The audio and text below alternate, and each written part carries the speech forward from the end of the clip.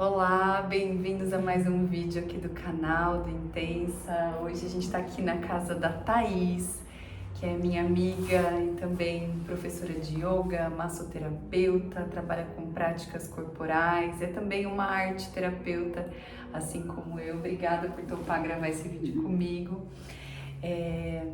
Ontem e antes de ontem também foi Dia das Bruxas, quem está chegando nesse vídeo agora, eu fui muito intuída a fazer um trabalho de introspecção e a ligação com o feminino estava me vindo já desde um tempo, assim.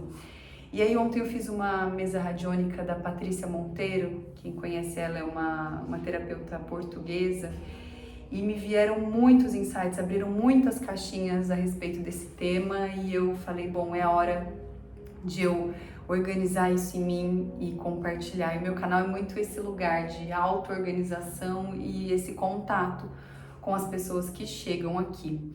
Então, eu vim na casa da Thaís hoje e essa troca das nossas conversas, eu pedi para ela que a gente trouxesse e trocasse com vocês também. Então, eu acho que esse lugar do feminino, da conscientização das trocas e da autorreflexão é importante porque é o momento que a gente levanta questões, né? Então, a gente estava falando que não tem objetivo de ter nada fechado ou de nada conclusivo, mas que a gente quer fazer um trabalho de reflexão do que é o papel da mulher na nossa sociedade. É amplo falar disso, né, da nossa sociedade, mas aqui a gente vai trabalhar num lugar de espiritualidade, de autodesenvolvimento, de autoconexão, de caminho de trazer isso da consciência para o corpo. E queria que você falasse um pouquinho também do que a gente falou, né, da diferença dessa discussão que eu tive com a Patrícia Monteiro, dessas caixinhas que abriram por ser uma mulher europeia, mas da gente poder falar disso aqui no nosso Brasil, na nossa realidade, né, e falar também um pouquinho da sua vivência, enfim. Primeiro é uma gratidão muito grande por abrir esse espaço, né, pra gente ter aí essa conversa. É isso, né, acho que o que a gente acha que é o papel da mulher, já começa por aí, né, isso vem a partir da nossa criação, a partir da nossa sociedade, né, desse inconsciente coletivo, a partir da realidade aqui latino-americana que, claro, você trazendo a referência de uma mulher europeia, mas assim, quem foram os nossos colonizadores, né? Então, acho que traz aí toda essa questão, né, sobre os nossos papéis de como mulher a partir das nossas crenças que foram moldadas e são moldadas, sendo o mesmo Brasil sendo um país laico. Ela é muito moldada pelo cristianismo, né, pela Bíblia e tudo mais, desde as nossas crenças até as nossas leis e tudo mais, mas o que tem aí que está na nossa essência e que a gente pode trazer a partir de uma ancestralidade que veio muito antes dessa colonização do que é o papel da mulher e tudo mais, né? Então eu sinto que eu estou nesse processo. A Thaís, um dos motivos de eu querer que ela falasse um pouquinho também, ela com esse trabalho da arte, ela está num processo de um trabalho que chama Círculos Ancestrais, né? Quem depois segue ela para conhecer um pouquinho melhor. Então acho que é importante falar aqui que a nossa visão, por mais que a gente se apoie em algum contexto histórico, eu como jornalista trago algum dado, nós não temos o intuito nenhum de falar de um ponto de vista nem histórico, nem social, nem da parte psicológica, muito pelo contrário, a nossa ideia aqui é levantar questões humanas e olhar para a arte como ferramenta de ajuda para que a gente entenda o nosso corpo existindo nisso. Então esse lugar da fala passa, eu acho que pela primeira crença que a gente precisa desmistificar. E só para a gente organizar aqui, nós vamos fazer em 3 eixos, tá bom? O primeiro eixo a gente vai trazer ali 5 questões, o segundo eixo mais 5 e mais 5, então são 15 questões. Se for ficar muito longo esse vídeo, a gente vai dividir em 2, mas a ideia é que a gente consiga tratar disso num só, a gente vai tentar ser aqui bem objetiva. Então, começando aqui pelo Exu, a gente vai falar um pouco da voz calada, de reconquistar o direito de existir em plenitude, né? Quando a gente fala um pouquinho, o primeiro ponto seria a submissão e o medo da voz feminina. Você sente isso? Porque assim, eu como jornalista e como uma mulher que trabalha com comunicação, eu recebo muitas mulheres chegando em mim falando: gostaria de ter a sua coragem de abrir uma câmera e falar, ou nossa, você sobe no palco e consegue fazer isso com o corpo, né? Falando da nossa voz como um todo.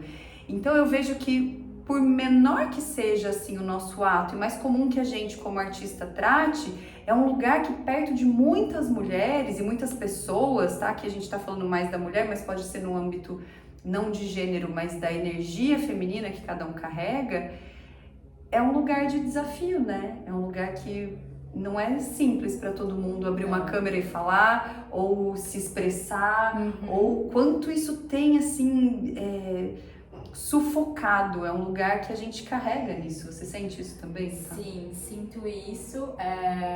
Primeiro que eu vim de uma linhagem de mulheres, vou falar assim, porque é isso também, né? Eu acho que o intuito é falar a partir das nossas experiências e não só a partir de algo fundamentado que alguém foi lá no livro e falou. Exato. Né?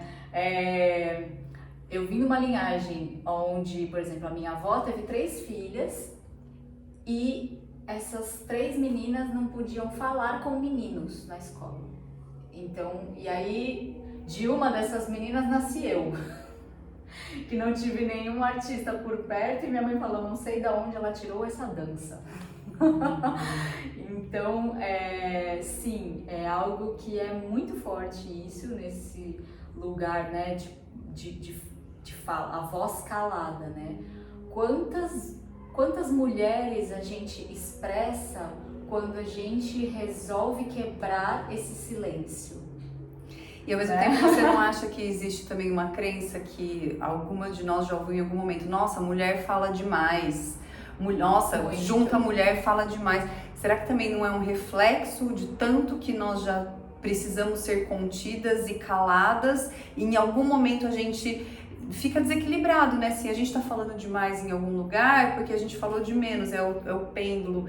Eu gosto muito do trabalho da filósofa da Lúcia Helena Galvão, e ela fala muito disso. Eu vou até deixar um vídeo aqui na descrição que aprofunda mais esse lugar que ela traz do pêndulo e da nossa necessidade de equilibrar. Então, quando a gente vê, talvez, mulheres histéricas hoje, será que não são, né, energeticamente uma parte dessa necessidade de equilibrar um momento de castração da nossa verdade, claro, né? De silenciamento mesmo, de muitas faces, né, que a mulher tem e pode utilizar na sociedade, mas que muitas vezes é apagada ou tem que ser contida para justamente nesse lugar de repente uma igualdade de gênero, a gente se colocar nesse lugar de porque homem não fala muito, o homem é mais contido, o homem não expressa tanto os sentimentos,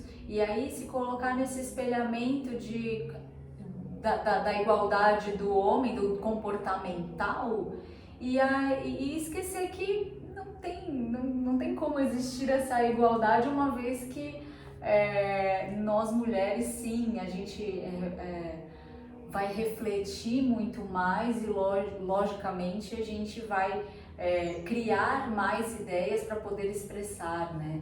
Então é isso, se a gente não está no automático, a gente vai realmente expressar. A gente vai entrar um pouquinho mais nisso também, mas agora pra gente seguindo aqui, ó, então o primeiro é a submissão e o medo da voz feminina, então que por séculos a gente aprendeu que talvez falar demais fosse sinônimo de desrespeito ou de ameaça, e então a pergunta que eu deixo pra gente é: o que nos cala? O que nos momentos que a gente sente medo, como que a gente se posiciona? Como reeducar a voz sem perder a doçura? Precisamos estar sempre doces? Também tem essas reflexões, sabe? Tem muito aquela questão de comparação. O homem liderando é um homem assertivo, a mulher liderando é uma mulher mandona, né? O quanto isso está desequilibrado e o quanto a gente deixa de ser o que a gente veio manifestar ser por conta desses pré-julgamentos. Num segundo patamar, que é medo de contrariar e gerar conflito também. Quanto a gente se cala para ser a pacificadora, né, do que a gente aprendeu, que agradar para sobreviver, o que acontece dentro da gente quando a gente desagrada alguém e até onde vai a empatia e começa essa anulação. Então tem todo esse lugar também de, nossa, eu sou super domesticada, né, dessa colonização que você falou no começo. E em terceiro, eu vou falar esses três, esses 4 aqui primeiros desse primeiro eixo, aí a gente comenta. Culpa e sobrecarga emocional. Eu não sei vocês, mas eu venho de uma geração de culpas, assim.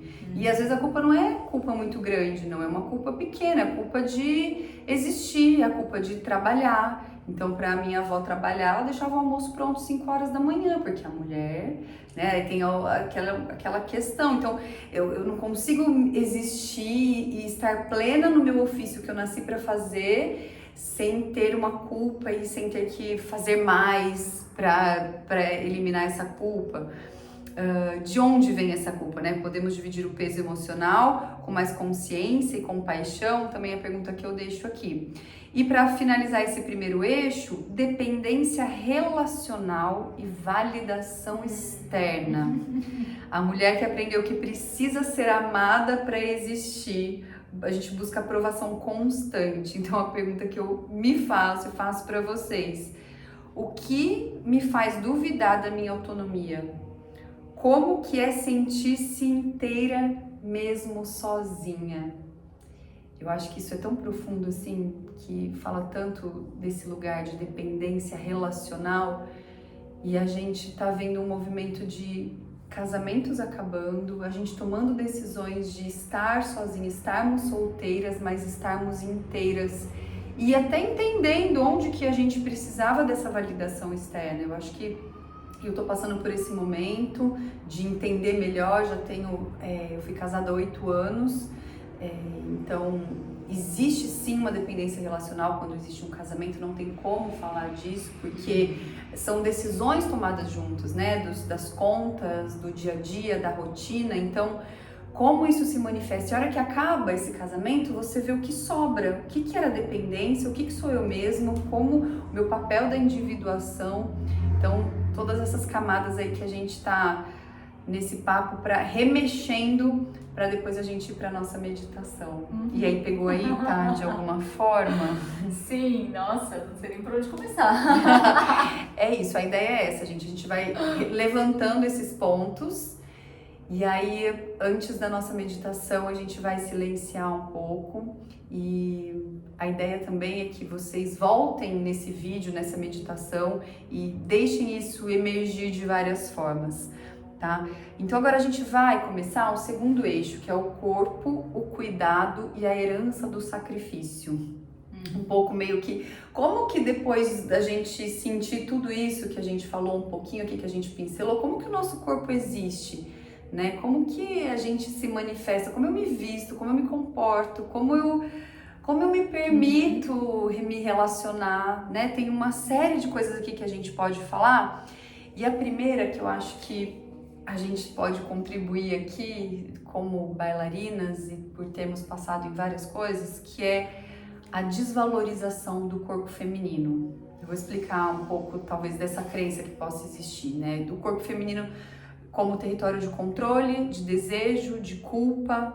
Como que a gente pode olhar para o nosso corpo com amor, sem julgamento, e qual parte do nosso corpo foi ensinada a se esconder ou a negar. E aí eu não sei o que passa pela cabeça de vocês, mas para mim passa um grande duelo que a gente vive hoje de uma superexposição do corpo feminino. O quanto isso a gente olha julgando, o quanto isso a gente tem que olhar com a felicidade e com o lugar de vibrar que a gente conquistou. Mas para mim é muito dúbio, eu não sei como é para vocês. Para mim é dúbio, porque será que a gente está se respeitando, se expondo tanto? Sim, eu fico também nessa questão se isso também não é, se a gente também, não nós, né, mas se de repente isso também não é uma prática patriarcal de usar ainda o nosso corpo, mesmo colocando isso no lugar de empoderamento. Porque eu me questiono sobre isso. Eu acho que a gente precisa se questionar exatamente o que é a minha liberdade de poder estar numa praia e estar feliz ali com a roupa que eu quiser, mas por que eu talvez precise ainda postar a minha foto quase nua? Será que a gente precisa? Será que a gente está sendo estimulada a isso, né? Porque eu vejo, assim, a minha rede social é muito diversa. Eu tenho CEOs de empresa, tenho pessoas super religiosas e eu tenho amigas bailarinas que são super livres, com uma sexualidade livre, um corpo livre, postando foto com a bunda de biquíni, assim. Como que a gente olha para esse cenário sem julgamento, entendendo que cada um está passando ali pelo seu processo, mas que entende que o que se espera, né? Qual é o papel dessa mulher? A mulher latina é mais vista assim, inclusive. Sim. Nós temos esse lugar mais sexualizado. Sim, claro. Eu lembro que eu dancei num programa de TV durante 2 anos e colocavam a gente enfileirada para tirar fotos, para ver se a gente ia, de shortinho e top, para ver se a gente ia voltar para gravar nos outros programas. Isso é a sexualização do nosso corpo. Porque eu preciso caber naquele molde, naquele padrão, para entender se eu vou servir ao ideal de estar naquele programa ou não. Só que eu só percebi isso, só fui ter consciência disso quando eu saio de lá. Porque eu queria o quê? Pertencer, fazer parte, ser contratada, era meu trabalho. Sim, você paga por aquilo, eu só queria trabalhar. Você quer trabalhar às vezes, né? Mas às vezes a gente... E aí você quer, na verdade, trabalhar num lugar de, tipo, eu trabalho mostrando meu corpo. Não. A minha arte me permite que eu me desenvolva expressando o meu corpo dessa forma e isso é valorizado. Mas assim, quem tá do outro lado te contratando tá vendo o que exatamente? Tudo aquilo que você estudou para ser como bailarina ou tá olhando o corpo? E não digo nem né? só contratando, Então, assim, mas contratando, assistindo, enfim. Assistindo, né? Quem tá assistindo também tá contratando, né, entre aspas, mas o que estão esperando desse lugar, sabe? E o extremo oposto também, né, o puritanismo de ser a mulher que está julgando isso. Ah lá, essas meninas... Eu lembro da minha bisavó falando, ai, que pouca vergonha, essas mulheres com shortinho na televisão, na época de Carla Pérez, de El Chan, que a gente amava, a criança dançava até o chão e eu via minha avó julgando. Então, assim, o próprio olhar da mulher julgadora nesse lugar e... É que isso vai do padrão moral e ético da época, né? E não da época do El Chan, da época que em que os padrões de moral da sua bisa foram construídos. Sim. Quando ela era criança. Exato. Que mundo que ela cresceu. Exato. Né? Que aí anos depois, porque é o que a gente faz hoje, né? Com os pequenos. Ou com, né? Eu sinto que eu olho assim e falo, gente, essa música, como que tem criança cantando isso? Mas, gente, eu fui a criança que dançou lá na boquinha da garrafa, não sabia o que estava fazendo. Exato, não tem esse julgamento. Mas enfim, não cabe a gente aqui analisar isso de uma forma antropológica, mas de reconhecimento que isso tá na gente de alguma forma, né? E tá no nosso corpo, e tá no jeito que a gente dança na festa do fim de ano lá. Ou se segura demais, ou se coloca demais, E é aí que é o ponto que eu quero trazer aqui. Como que isso tá nos afetando? Porque entra no próximo ponto aqui, que é o 6º ponto, sacrifício e autoanulação. Né? Ser boa mulher virou sinônimo de se colocar por último. Então, trazendo aqui o mesmo exemplo da mulher talvez que julga outra, mas que no fundo ali tem talvez um pouco de autoanulação. Será que assim, esse julgar também ela não queria estar nesse lugar um pouco? Não queria ter essa liberdade? Não de postar a foto da bunda na internet, mas de poder existir como talvez ela nem saiba que ela é. Né? Então, eu acho que assim, a pergunta que eu trago é: que crenças que sustentam essa ideia de sacrifício? O que acontece quando eu escolho me colocar em primeiro lugar? E aí você traz isso para a sua realidade, para o seu dia a dia, com a sua família, com seus filhos, com seu marido ou no seu trabalho, né? Quase fomos ensinadas que o pensamento altruísta é o oposto disso, e não, para nós sermos altruístas, nós precisamos estar inteiras do nosso poder, e não o contrário. Se eu me coloco em primeiro lugar, eu estou deixando de ser altruísta porque eu estou sendo, me fugiu a palavra, que eu estou sendo egoísta, né? Não é nesse lugar. A outra crença que eu acho que a gente tem muito como mulher também é dificuldade de receber e ser cuidada. Você sente isso? Meio que um lugar da Mulher Maravilha ali, de muito. Eu não faço tudo e não dou espaço. Que eu faço. Porque também acho que tem esse lugar de que eu não sei, tá? Vou falar mais uma vez a partir da minha experiência. Sou a irmã mais velha. Né? Então eu sinto que assim, tem uma questão aí desde a criação, do cuidar, né? Porque eu tinha ali, né, a partir dos meus 3 anos e alguma coisinha, 3, 4 anos, chegou meu irmão. Então ele era a pessoa que eu deixei de ser a cuidada e ajudava também a cuidar. Não, imagina, minha mãe é incrível. Nunca ela colocou essa responsabilidade sobre mim, mas é inconsciente, né? Chegou uma vidinha nova ali, é igual, nosso espaço, né? Eu também sou irmã mais velha. Né? Nós temos isso na nossa essência, nos é ensinado isso que temos na essência também, né? Que a mulher cuida, a mulher, ela cura, né? Então, assim, gente, mais do que isso, né, acho que não tem muita explicação. Se somos o portal da vida, existe muito aqui para doar. Exato. Né? E aí, em que medida que a gente se doa e não se anula? Em que medida a gente consegue se doar até o ponto de não ser demasiado, de tirar o nosso. Sim, né? De se conhecer que ali é o meu limite também, né? Conhecer os próprios limites daquilo.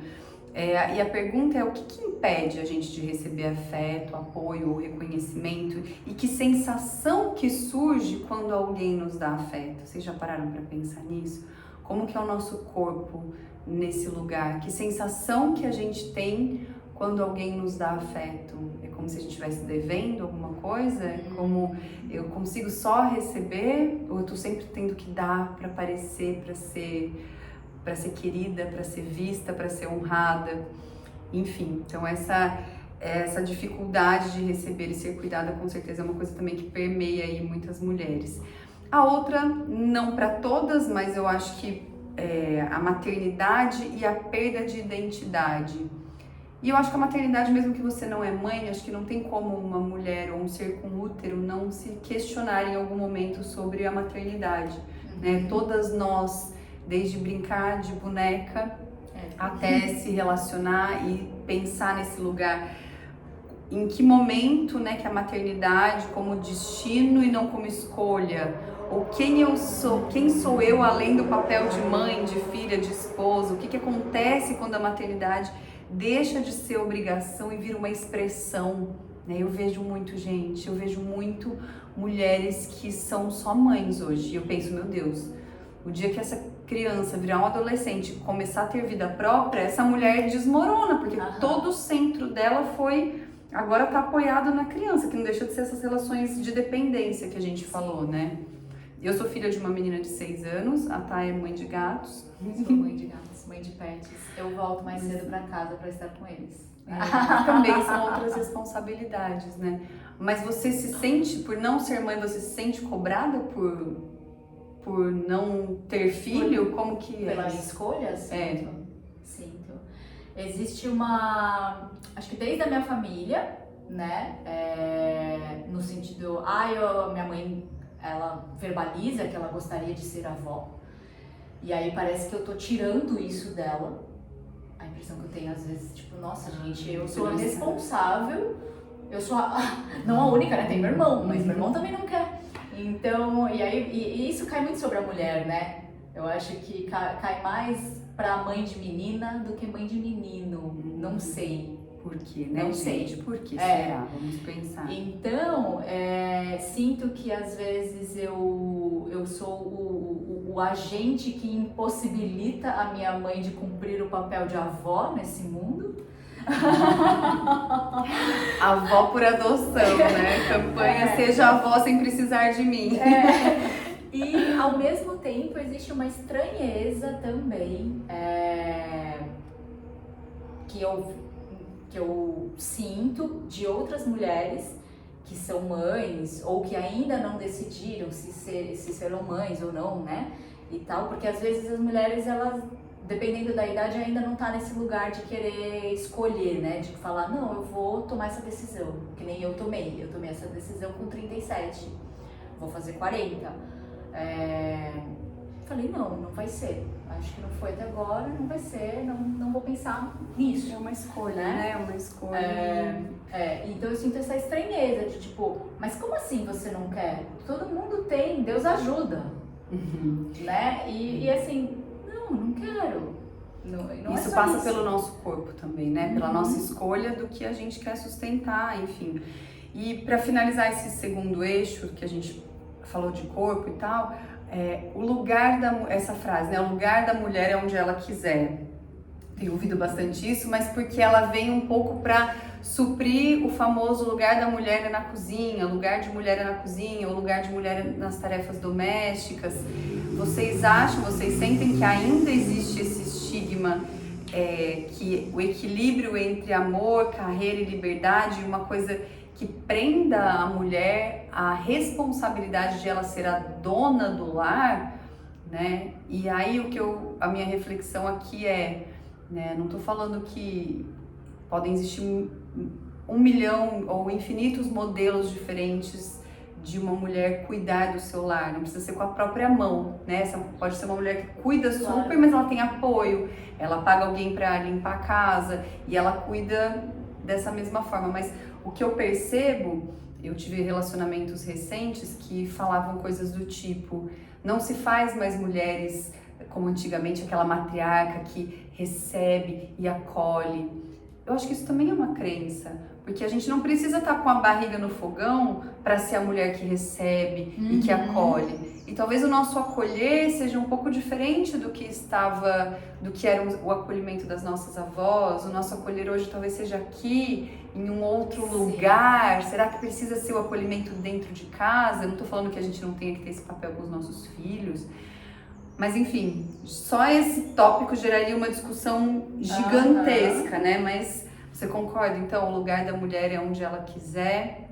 E você acha que a gente está perdendo a feminilidade por isso? Ou o lugar... Quando eu trago aqui a feminilidade, o feminino, eu vou trazer sempre no lugar da energia, do yin, presente nos homens também, tá? Não é gênero. Você acha que a gente desequilibra o nosso yin? Vou colocar dessa forma. Né? Pensando aqui que o yin é uma coisa mais introspectiva, mais espiritual, mais interna, e o yang mais ação, mais pra fora, tá? Só fazendo esse comparativo. Você acredita que exista essa crença? Eu sinto que os padrões, o modelo de sociedade que a gente tem hoje, e o lugar que a mulher alcançou permite com que a mulher seja sim essa pessoa acolhedora. Por exemplo, eu não estarei mais com a barriga no fogão fazendo um bolo esperando a minha família, o meu marido, enfim, chegar. Mas eu posso chegar do meu trabalho e eu trazer um bolinho e também esperar um bolo que não fui eu que fiz, mas estou nesse lugar. Aí também acho que também cabe a reflexão de entender que, será que antigamente, quando fala, não se fazem mais mulheres como antigamente, será que antigamente todas as mulheres realmente estavam felizes com esse lugar de só estar em casa esperando com um bolo pronto? Sim. Talvez, será que não tinha também muito delas querendo se manifestar em outras áreas que não fossem só dentro de casa, né? E que tudo bem hoje se uma mulher está totalmente feliz com a barriga no fogão e esperando o marido, não é esse lugar de crítica, Não. Mas é um lugar de realmente a gente parar para pensar onde nós gostaríamos de estar e onde nós vamos estar inteira, fazendo e expressando o que a gente veio expressar aqui, né? Então vamos agora para o nosso terceiro eixo aqui. A cabeça de vocês deve estar, a nossa tá também. É muita coisa, mas essa é a ideia, deixa vir. Que é o terceiro eixo, a cura ancestral e o resgate da sabedoria feminina. Eu tenho uma questão que é o medo ancestral da punição e da violência. E aqui, como jornalista, eu posso falar que a gente pesquisa muito sobre isso. Qualquer Google que vocês derem sobre feminicídio, né, de violência, o que a gente tem passado. E aí eu acho que entra uma crença muito particular que eu queria pedir a reflexão nossa aqui, é que eu tenho escutado muito assim, mas antigamente não era assim, agora é muito mais.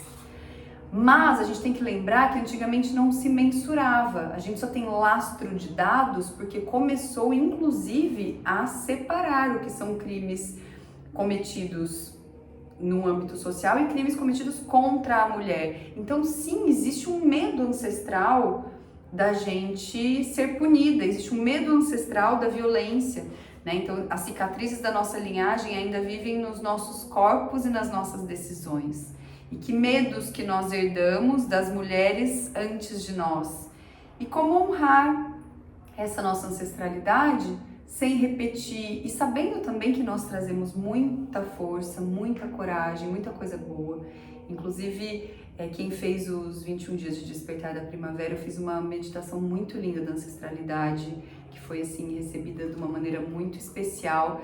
Tá aqui no canal, eu vou ver se eu também deixo aqui nos quadradinhos finais os 21 dias para quem sentir de fazer, porque a gente trabalha exatamente esse ponto de ter a consciência do que já foi, honrar, agradecer e ficar com o que realmente vai fazer sentido. É um pouco o que você fala nos círculos ancestrais, tá? Conta pra gente.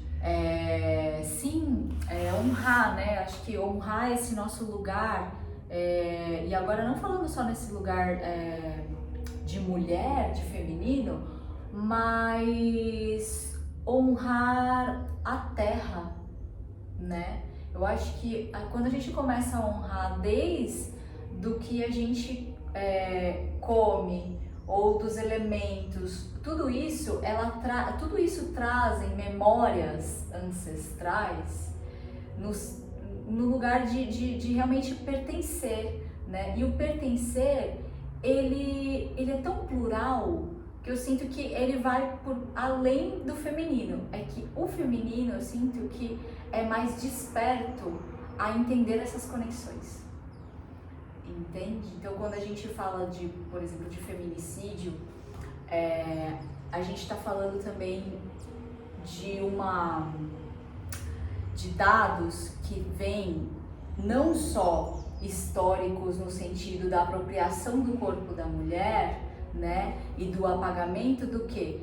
Desses conhecimentos que a mulher tinha para com a terra, para com a natureza, para com tudo que permeia a vida e que precisa ser cortado, que precisa ser apagado para que a mulher se torne esse objeto que seja funcional para o sistema. Sim. E se você é um homem assistindo esse vídeo, lembra que você tem um lado seu, né, que é a ânima e o ânimos, que se existe um mundo que existe feminicídio, existe um lugar doente do feminino em nós e em você. Então não é sobre falar, estamos aqui falando mal de homens. Não é sobre isso. É sobre a necessidade de conscientização que a gente precisa equilibrar o feminino e o masculino. E acho que isso que você traz da terra, da ancestralidade, permeia muito essas interconexões e a maneira como a gente está dialogando e se percebendo hoje. Eu acho que vai muito nesse lugar aqui, abriu até um negócio agora na cabeça. Outro assunto para não ficar muito extenso esse vídeo: competição feminina e falta de fraternidade. Fomos ensinadas a rivalizar e não a somar. Então eu fiz questão hoje de estar aqui com uma amiga que me soma tanto, que a gente faz tanta coisa junto. De onde vem a ideia de que há espaço só para uma? O que acontece quando escolhemos a irmandade? De onde vem a ideia que só tem espaço para uma? Vem desse lugar também patriarcal, da competitividade. Do ser escolhida? Do ser escolhida, a gente estava falando disso, a gente tem uma necessidade de ser escolhida, né? Então se aquele homem admira outra mulher, e aí a gente abre outra discussão, mas não, eu me sinto, é como eu me sinto relacionada a isso, eu me sinto preterida porque eu não fui a escolhida. Mas será que eu não estou me colocando nesse lugar de ser escolhida o tempo todo?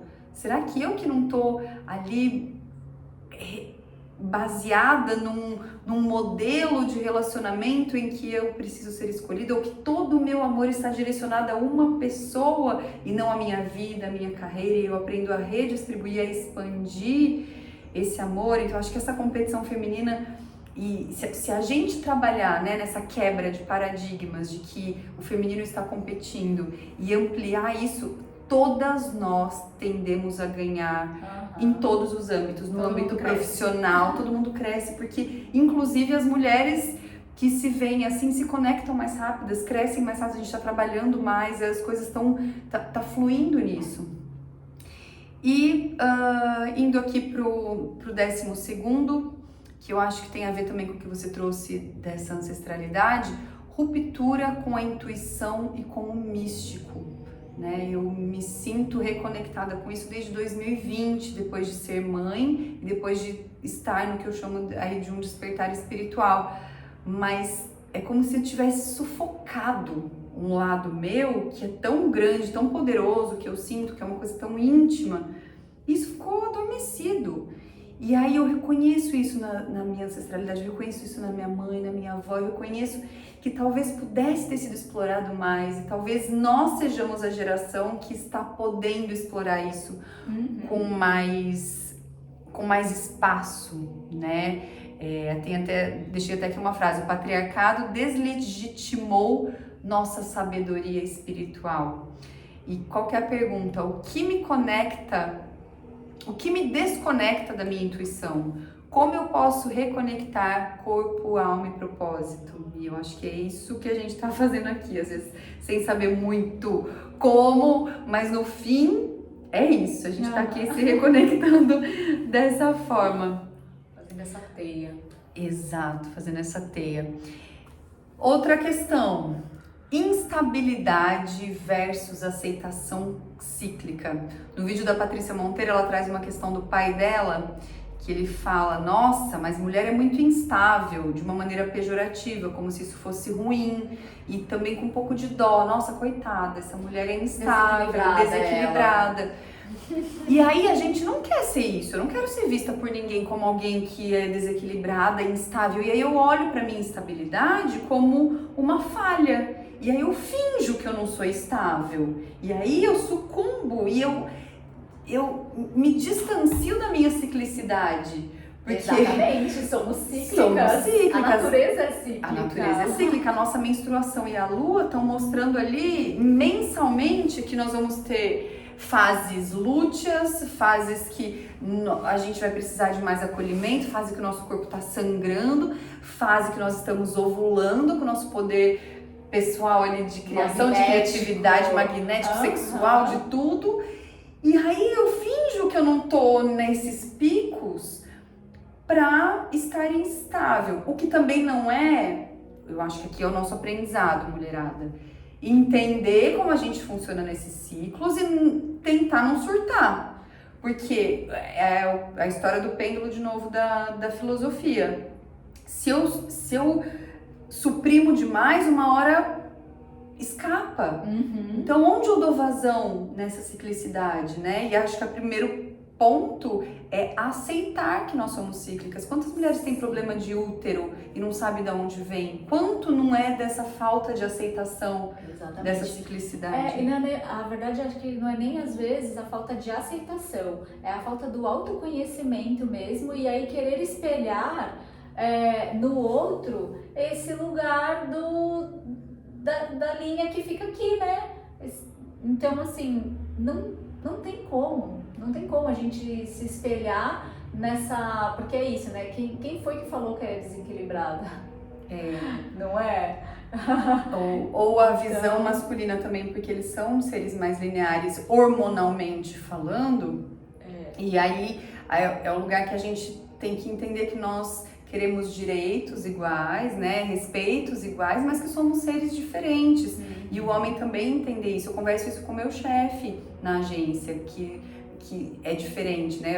Eu tô junto com outras 2 mulheres na liderança de uma agência de comunicação, então a gente fala sobre isso, como é diferente essa liderança feminina. O que vem para o próximo tópico também, que é muitas mulheres com dificuldade de sucesso e com poder. Mulher poderosa ainda causa incômodo, será? O que me assusta no sucesso, né? Que imagem de poder feminino eu quero construir? Quando você fala de uma mulher poderosa, às vezes vem uma coisa muito sexualizada, como se o nosso poder estivesse nas mãos, ou muito extrema, não sei, vou deixar para vocês pensarem, mas ou uma líder religiosa que tenha um poder, ou alguém que seja... Mas são poucas, assim, a gente tem uma gama de diferentes níveis. Quando você fala um homem poderoso, quantos tipos de poder masculino aparece? Porque o que é o poder, né? O que tá é o na poder? crença do poder? E o que tá na crença do poder a partir do gênero? Sim, não tem como escapar um pouco dessa discussão de gênero, né? Mas eu acho que a discussão de gênero ela vem, inclusive, para dar luz para tudo isso, né? O quanto a gente também se colocou, o gênero binário, né? O que é do homem, o que é da mulher. De repente vem aí uma adolescência falando, peraí, eu não sou nada disso. Não sou nada disso. Eu não sou binário. Eu quero ser tudo. Eu quero ser tudo. Exato. E isso é um grande aprendizado pra gente. E indo aqui pro final, o que achamos que os homens acham de nós? Essa é boa. O que achamos que os homens acham de nós? Porque a gente constrói muita coisa no que a gente acha do que eles acham. Sim. Não é? Deixa aí nos comentários o que vocês acham. É uma distorção. Ou acha que eles não acham nada? Eu acho que não acham nada, exato. É a distorção das percepções que moldam o nosso comportamento. Que crenças sobre os homens e sobre nós mesmas ainda nos limitam. E o que acontece se libertamos o olhar do outro e enxergarmos como nosso, né?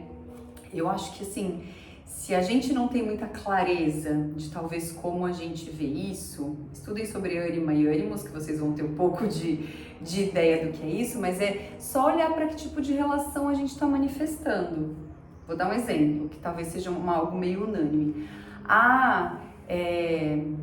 Homens dão em cima de... homem dá em cima de todo mundo, os homens dão em cima de todas as mulheres. Isso é o jeito que eu vejo, o jeito que eu acho que ele se comporta. E aí o homem tá ali pensando que a mulher é assim também, vamos supor, que a gente se espelhe nisso. A mulher hoje em dia, nenhuma mulher presta.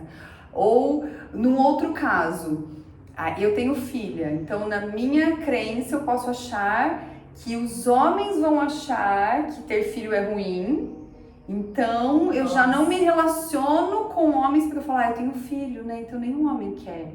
Porque eu acho que E às vezes tem uma infinidade de homens que vai achar maravilhoso eu estar num ponto da minha vida que eu tenho uma filha, ou homens que também têm filhos e que querem se relacionar, entende? Então quantas crenças a gente constrói, tem dificuldade de se relacionar, mas que muitas vezes são as nossas maneiras de perceber o mundo que estão ali manifestando e fazendo com que o mundo prove que tá vendo? Os homens não gostam de mulher com filho, e aí eu só me relaciono com um cara de 30 anos que quer casar e ter o filho dele e acha horrível uma mulher que já tem filho. E eu fico, eu fico me comprovando, mas isso é uma crença minha, né? Tô dando aqui exemplos do que eu converso muito com a mulherada. E é isso, então assim, pra finalizar, a gente vai agora pra meditação, depois de ter sacudido, eu tô sacudida, você tá sacudida? Eu tô sacudida, a gente vai pra meditação, mas antes deixa aqui deixa uma frase que você sinta que pode ser uma crença sua, por exemplo, eu deixo o medo guiar muito o que eu digo, eu deixo medo. Deixa uma crença que você vai deixar essa crença embora depois dessa meditação e você pode voltar para essa meditação quantas vezes for. Vamos lá? Podemos ir para a meditação? Então vamos lá, podem deitar ou sentar com a coluna ereta, fechar os olhos, colocar uma musiquinha se vocês preferirem, se não, tá tocando uma musiquinha aqui de fundo também. Inspira profundamente e expire suavemente. Sente os seus pés pesarem, tocando o chão, a terra. A mesma terra que simbolicamente sustentou nossos ancestrais. Cada mulher que veio antes de você respira agora através do seu corpo. Respire por todas as que foram caladas. E ao expirar, libera o medo que não te pertence mais. Mais uma vez, inspire por todas as mulheres e expire, liberando o medo. E nós vamos para as nossas afirmações de limpeza. Podem repetir mentalmente, sentindo cada frase vibrar dentro de você. Eu libero a crença de que preciso me calar para ser amada. Eu libero o medo de desagradar. Eu libero a culpa por cuidar de mim. Eu libero o peso de ser tudo para todos. Eu libero o medo de ser punida por brilhar. Eu libero a crença de que devo escolher entre amor e liberdade. Eu libero o padrão de rivalizar com outras mulheres. Eu libero o medo de ser rejeitada por ser forte. Eu libero o controle sobre o que os outros pensam de mim. Eu libero tudo o que me impede de ser inteira. Respire mais uma vez. E nós vamos para outras afirmações de reprogramação. Agora plante novas verdades no seu campo energético. Eu sou dona da minha voz. Eu falo com amor, firmeza e verdade. Meu corpo é sagrado, templo da minha alma. Eu mereço descanso, prazer e cuidado. Receber é tão natural quanto oferecer. Eu me permito ser guiada pela minha intuição. Minha força é suave, mas inabalável. Eu honro minhas ancestrais e escolho um novo caminho. Eu confio na sabedoria que habita em mim. Eu sou inteira, mesmo quando estou só. Eu mereço sucesso, abundância e reconhecimento.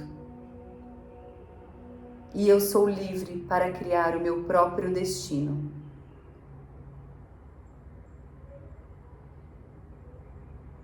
Respira. Sinta o peso do corpo sustentando pela terra. Sinta o ar dançar ao redor do seu coração. Sente a luz que agora se expande de dentro para fora. Você não está sozinha. Somos muitas, despertando juntas. Somos as vozes que voltam a cantar, os corpos que voltam a dançar e as mulheres que voltam a confiar. Inspire, expire e silenciosamente diga a si mesma: eu me lembro de mim e nunca mais me esqueço.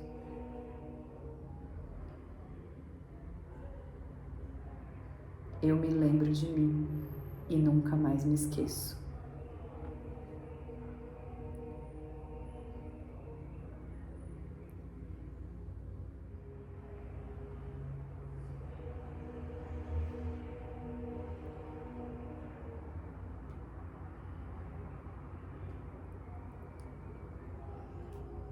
E finalizando com massagem.